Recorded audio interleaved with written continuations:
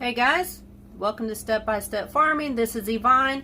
I wanted to show you all the end result of the kombucha, and I'll explain to you all the simple steps on how to bottle it. Stay tuned.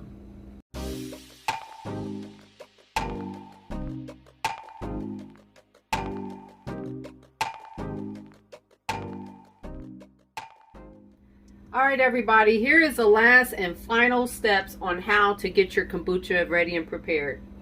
It's been probably about maybe 2-3 weeks ago since the last video, and I explained to you all how to start your kombucha from your tea and a SCOBY from a reputable source. And I will include the video of that up top. But now we're in the process of you just kind of let your kombucha just sit. You don't have to do anything to it. Just make sure that it doesn't get too cold, that it stays within about 70 to 80 degrees so that it can begin to ferment. Now, I'm going to go ahead and take the top off. And if you all remember, the SCOBY that we originally received in the package was probably about this big. And so what it does when I take it off is that if we can come closer, you'll notice that part is ready, that it's actually grown, and you will sometimes even begin to see bubbles forming around the edge. Okay, so I'm going to let you guys come in and look. Now the SCOBY that I had was very small when I first put it in this jar. But over the course of time, it has actually spread for the whole size. And this is the size it's going to get.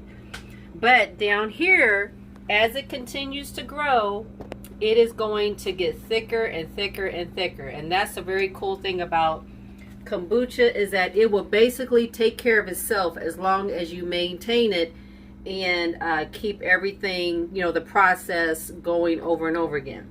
So let me explain to you real quick. This is just kind of how I do it. Some people do it differently. You can use a ladle to dip it out. You can use like a small cup. I would just use a basic 8-ounce measuring cup, okay? This is just something I can just very easily get in, put it in, dip it, and then store it in my jars. Now you can put it in a couple different jars. You do want to put it in something sealed. I happen to have what's called a, swing top bottle. And you can find these, I don't know, on Amazon. Sometimes a Dollar Tree will have kind of a cheaper version. We just happen to have these because we've been doing kombucha for a long time. And these are kind of nice too because they kind of have a suction. So they have like a seal at the top. And when you put it in and you snap it, it just keeps everything in here nice and snug and closed off. Another thing, if you don't have that, it's not a big deal. If you happen to have any ball jars or something sitting around, then I sometimes even pour my kombucha in the ball jars. Just make sure that you have the lid. This just happens to be a 32-ounce quart jar. And this is what I use. And then you want to have yourself a funnel. It just makes it a lot easier so you don't have to worry about a lot of mess and spill all over the place. So let's go ahead and get started. I just have a paper towel just to keep my spill at a minimum. And I'll open this up. And I don't know if you guys are going to be able to see or not, but let's see. As I put this in, there's like a very thin film on the top, which you all probably can't see very well. But I'm just going to pour this in here and I'm going to show you all what it looks like. Okay, this is what it looks like. And if you can see inside, you'll even see some of what that mother that was in there originally. That will grow as well. That's what keeps your kombucha nice and fermented and a good probiotic. Okay, so all I do is I just take it and I dip it in there. I put the funnel on top and it's just easier to pour it into the bottle.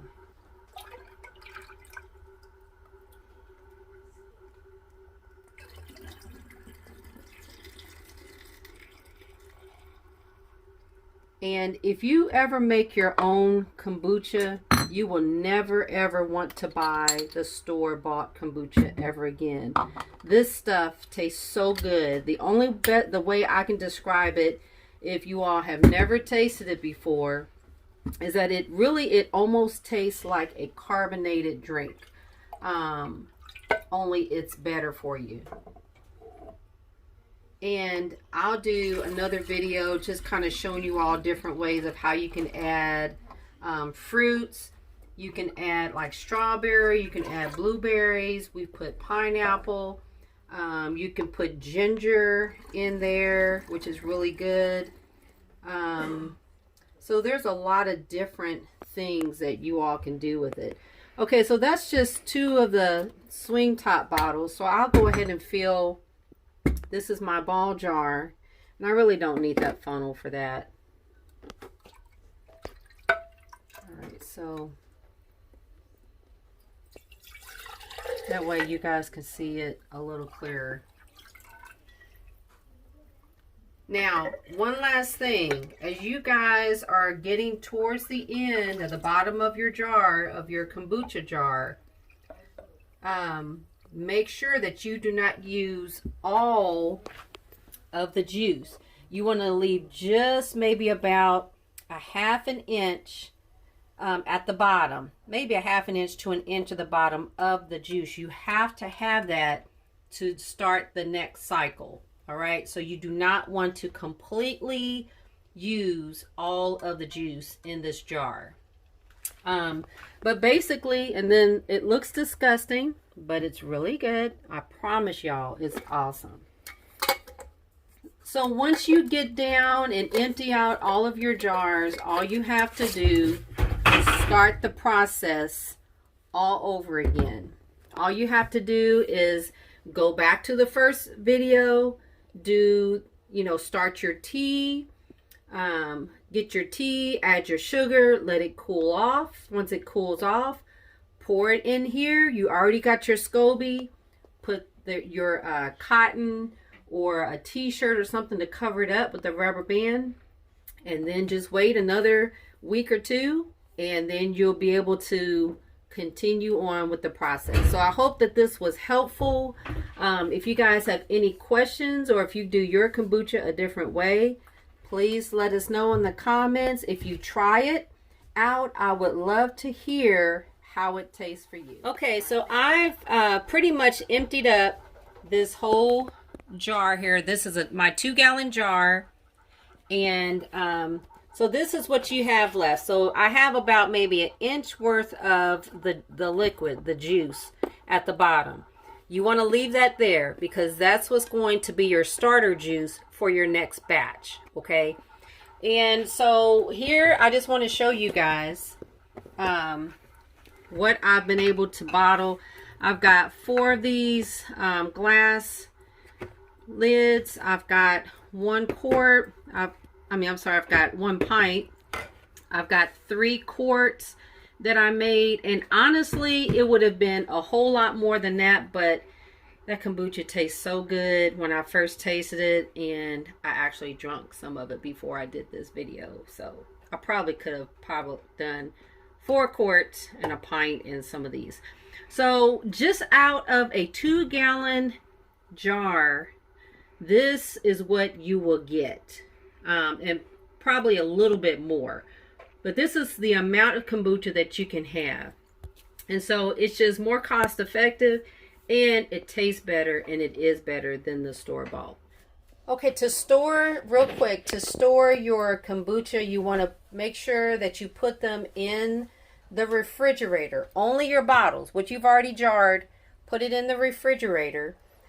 Leave this out room temperature, but put your ball jars and whatever you put it in the refrigerator. But you don't want to leave it in there for like weeks, because it will over ferment, and then you won't be able to drink it, and you have to start all over again. So once again, guys, thanks for joining. If you have any questions, put them in the comments below. I try to answer them as often as I can. We appreciate y'all for watching. Have a good one.